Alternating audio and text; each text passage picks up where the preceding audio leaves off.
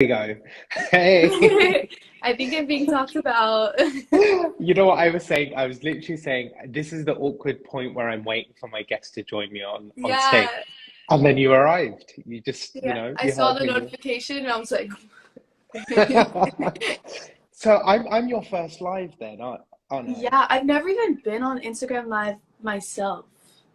Wow. Well, I am honored. I'm honored to give you Making this history. share this moment with you. Before we get carried away and having a chat, because I can already feel the vibes, it's just going to be a really nice chat, to be honest. Give the audience an introduction to yourself, and then we can get into some of the questions. I've got a lot to talk Yeah. about. I like see my friends joining right now, so hi. um, well, I'm Naia Lika, if you didn't know. uh, I've been doing music for a bit. I'm 21 years old, living in LA right now.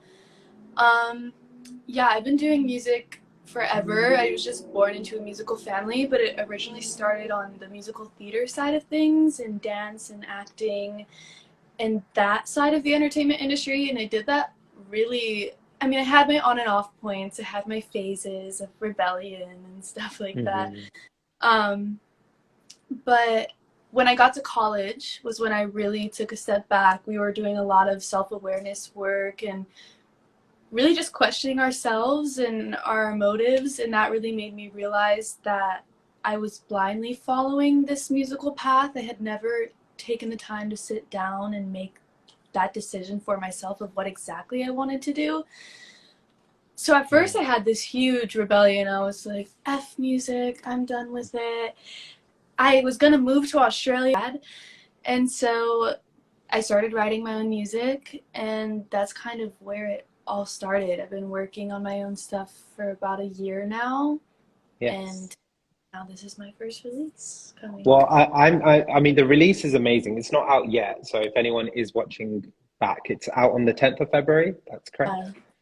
Uh, I want to kind of go back a little bit. I know you come from a long line of musicians in your family, including your great grandfather, who's performed with some greats like Frank mhm. Sinatra, Dean Martin, to name a few. Um, Having that like background, did it make you feel pressured to kind of live up to some of that Yeah, legacy? there's so many things. I think originally, no, because I was just born into that. I was like, oh, this is what I'm doing. I used to perform at this, it's like a restaurant performance venue in Vegas called the Bootlegger. And my great Hmm. grandpa's pictures were on the wall, which was so weird to me because I hadn't Wow. heard much about him until being there. And so my grandpa went on to do some musical stuff, wasn't as successful in terms of like a societal standard of what success means. So my Mhm. grandpa didn't really let my dad do music. And my dad loves music. Now he's in a choir doing his thing, but growing up, I think a lot of the pressure was put on me because he couldn't do it, so he was living through me to do that. Right.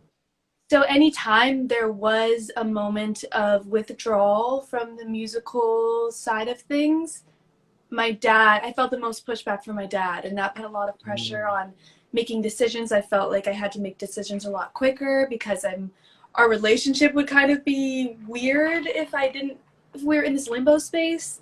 Right. So definitely a lot of pressure, but I think once I went to college, being able to have my own home and kind of be away from that gave them more understanding that my musical journey wasn't the center of their life anymore.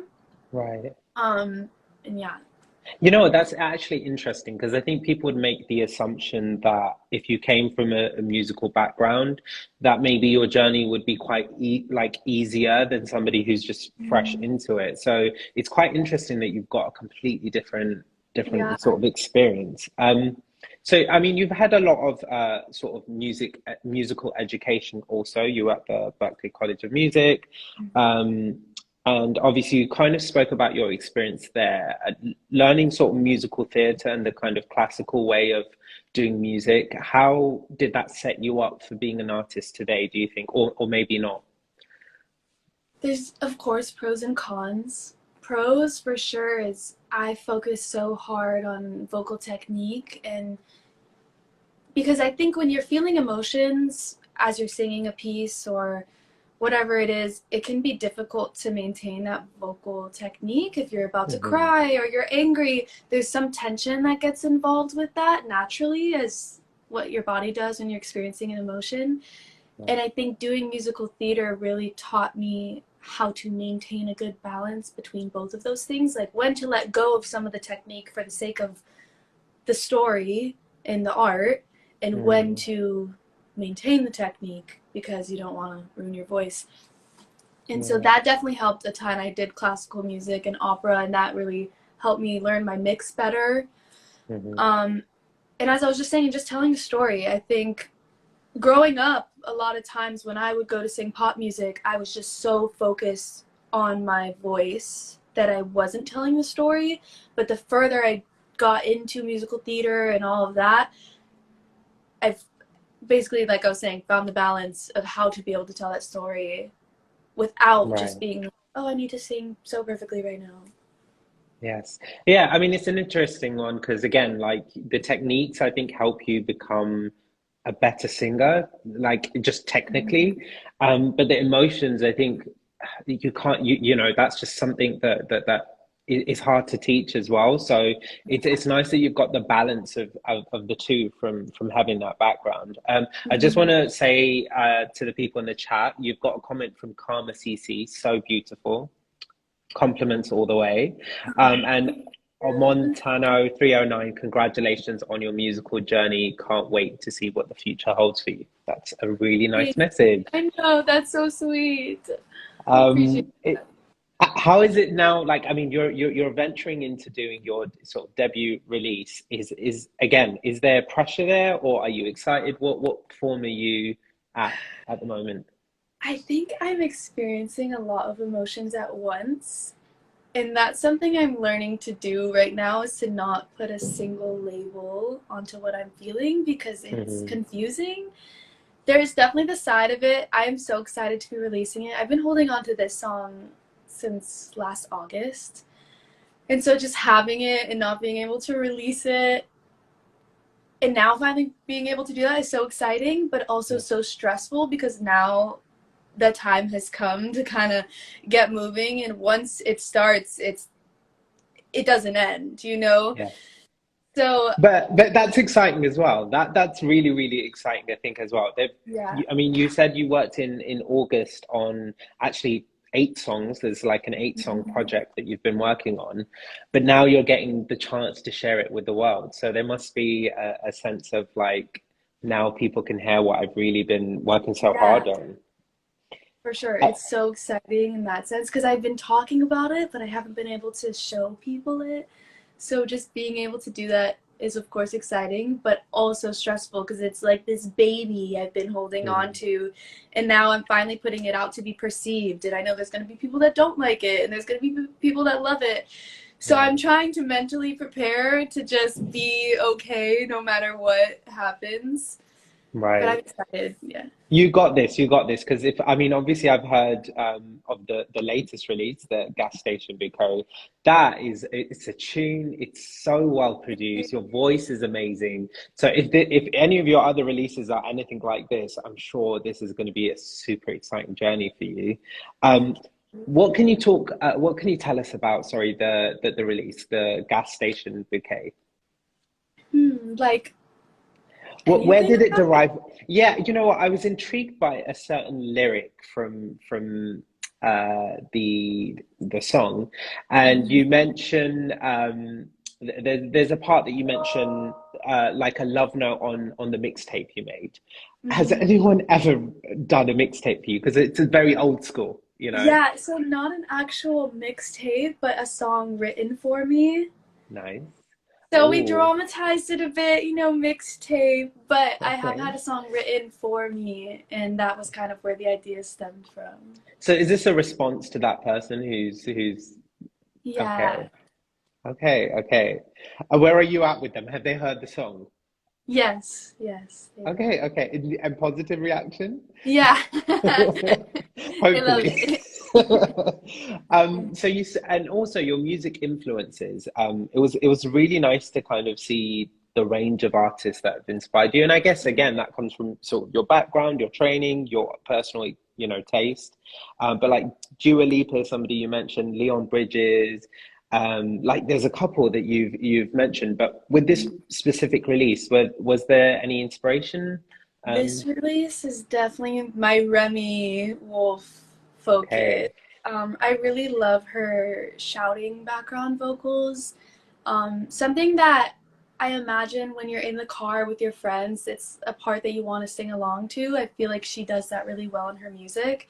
So right. that's kind of where when the pre-chorus comes in, we're going fresh gas station bouquet, and everyone is shouting behind the song. That Hmm. seems like it's gonna be this buttery, smooth kind of vibe, and it just switches up. Yes. So definitely that, but vocality wise, like my vocal technique, a lot of my inspiration comes from Yeba, Mm, Ariana Grande. Just that healthy mix placement really yeah. is what I've been focusing on in my music. But Yeah. mhm. That's cool. And because they obviously, there's a bit of soul, there's a bit of pop, there's a bit of R&B in all of the song and your vocal sort of style. Is this something we can expect with the upcoming releases, the future songs that you've got For lined up? sure.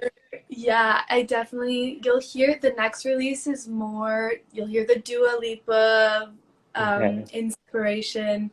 I have some songs that are full on mainstream commercial pop, but still has the soul in it. And then I have some songs that feel very synth R&B pop, very soulful. So Mhm. you're gonna get a mix of kind of everything, really.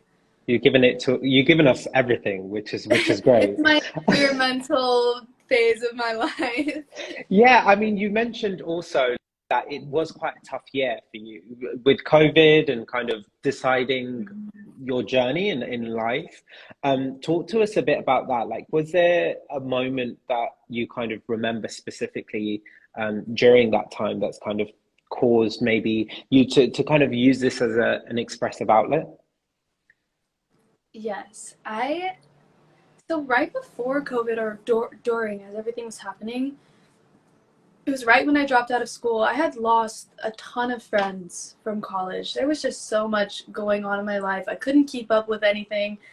So I did shut down for a few years. I was shut down only really until this past end of the year. Last year was I finally like Mm, waking up really. But during the pandemic, I remember sitting in my room. I had never thought about writing my own music since I was like 10 years old, making my mhm. little songs in my bedroom.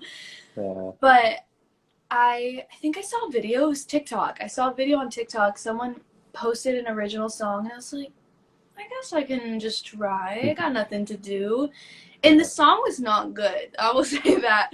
But I remember crying after just writing out something simple because I hadn't had an outlet like that for a few months. I would shut down, was just on my phone trying to find ways to get through a quarantine with basically nobody to see, nothing to do. So having that moment of feeling like I was human again, just being able to Mm, experience emotions that were my own and not from a movie or a TV show was really impactful for me. And that's where it started. I just started writing music until I eventually got connected with a producer out in LA. I ended up coming out to LA. We did an entire project that I'm not even going to release because I was so proud of it in the moment. And then I just realized it was still missing me. It was just still very experimenting with my sound. And then we did mhm. this last project, and that's the one that I'm releasing this year. Yes. Well, you know what? I think for everyone, COVID was a time where we did lose that human connection, and Mm-hmm. these creative outlets have been opportunities to reconnect in some way. Maybe not like in person, but in a way that people can relate. I think you've done an amazing job also on your TikTok, and I think I mean, you have followers don't really mean much, but you have 10,000 followers on there. So you've had really a lot of people resonate with the material and the content that you're putting out there. Um, How has it been kind of working on that platform and seeing sort of the great reaction that you've got? On and offs for sure, as with everything. When I first kind of went viral, for one Mm, video that I did, it was because people thought I sounded like Vanessa from Phineas and Ferb. So I okay. remember my dad saying, okay, take that and run with it. Like, this is your kind of chance to keep getting people over. So I started doing covers from TV shows and just nostalgic TV shows, Hmm. something that makes you think of your childhood. And I was doing it until it just didn't feel right anymore. I got in this weird phase where I wanted to be able to transition into promoting my music and what I'm doing and not get stuck in a niche just Right. because I had done well before. So and this was also how I said I lost a lot of friends after college, and I was so scared of being perceived and rejected that I actually took a whole few month break from TikTok, and that kind of reset me back a lot. Mm, And so I really only got back into it a few months ago. And it mm, was scary at first. I was kind of posting every week, once every 2 weeks. But now I'm trying to get back into the swing of things. And I feel a lot more clear headed and more in the zone. yeah. So right now it feels good. I'm excited. It's forcing me to appreciate the little things. Like I just did a music video and I was like, oh, I'm just going to make a video for the day before the music video of us prepping. And that day was so stressful, but having that video at the end of the day be like, look at what we did. Like, we're Yeah. crazy for doing this last minute, but it's so nice to look back on and just be able to share that with people. For sure. No, I think that's great. And I think, yeah, it's nice to have that reflection, that moment of like actually, because it's hard to stay in the moment. Everyone tells you, be in the moment, enjoy where you're at. But when you are in that moment, you kind of sometimes lose track. So I think it's a great way to like look back on everything you've achieved in just a couple of years, You did also your first headlining show towards the end of last year. Yeah. Um, how was that experience? I think that connection is something so different as an artist. It's I didn't think I was going to be as nervous as I was because I have been on a stage my whole life. Hmm. But I remember right before the show, I realized this is the first time I'm going to be on a stage as me and not as a character.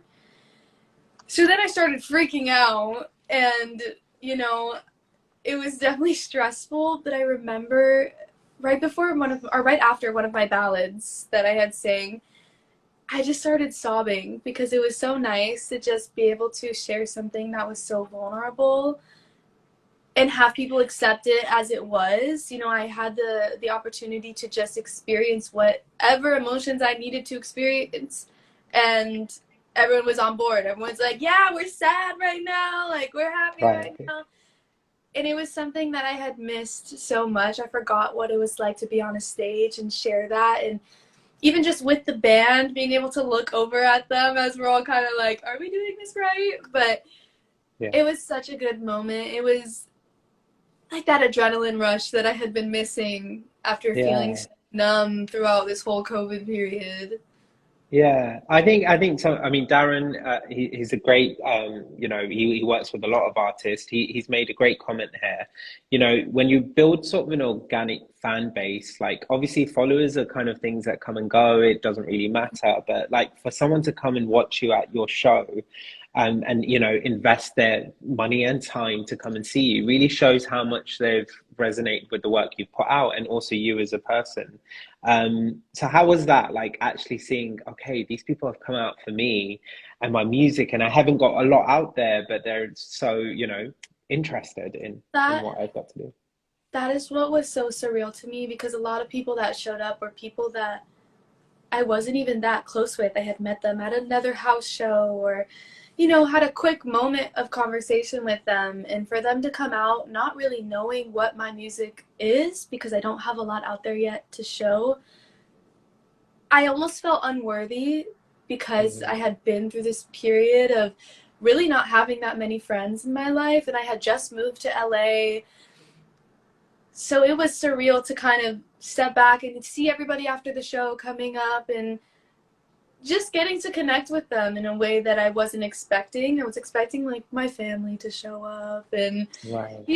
my friends, but it was really it meant so much to me to see how strong the community is out here, because if you have a friend of a friend, people are like, oh, well, you're this person's friend, I'm gonna go and support you too, because Right. everyone is just so accepting. At least the people that I've ran into, obviously not everybody, but yeah, it gave me it restored my hope really Yeah. in people. Yeah, I think you deserve it. Like I know there's still kind of, even as you speak, there's a bit of an element of like kind of no, I mean, yeah, like just like hesitation, but the material is amazing, your artistry is amazing, so you don't need to doubt yourself in any way. And I think, again, like Darren comments, like fans are going to be part of your journey, so it might be a friend of a friend who's just joined to come and see what you're about, but they're now kind of locked in and they're going to say, okay, let me see what the next release is about and let me follow her journey. So it's an exciting time for you. And you've overcome quite a lot. I know, obviously, I was going through your Instagram. It's, you kind of had a moment where you're sort of rediscovering yourself, whether that is musically, but or on a personal level. Yeah. It's a lot to kind of take on before sharing some of your creativity. Have you kind of been comfortable with that now, like sharing parts of you and who you are? Yeah, I would say now more than ever I am. It was really difficult this past year because, as you said, there was a big moment of me trying to discover who I was. I remember Mhm. when we went to go record this last project, I was working with the other co-writers, and we tried this method of to write 10 things you love, 10 things you hate, 10 things that evoke emotion. And I couldn't even do it. I couldn't think about things that I loved or things that I hated because I had felt so confused in who I was and what things really meant to me. And I mean, I'm in my 20s, so we all have this identity crisis point in our lives. I'm fresh out of college, and just trying to figure out who I was and where I stood in the world was really confusing. Mm. But I feel like the more I've made friends and built this really supportive community around me, I felt comfortable enough to explore that. So these past few months really have been more than ever where I felt comfortable enough to be vulnerable and show what I'm doing, and just allowing other people into that experience, because before I wasn't allowing anybody into it. Right. Yeah, I think that's it. And it's hard, right? As a human being, it's hard to be able to say, okay, you can see some of the darkest parts of who I am, or the things that have been troubling me, or things that I like and I enjoy.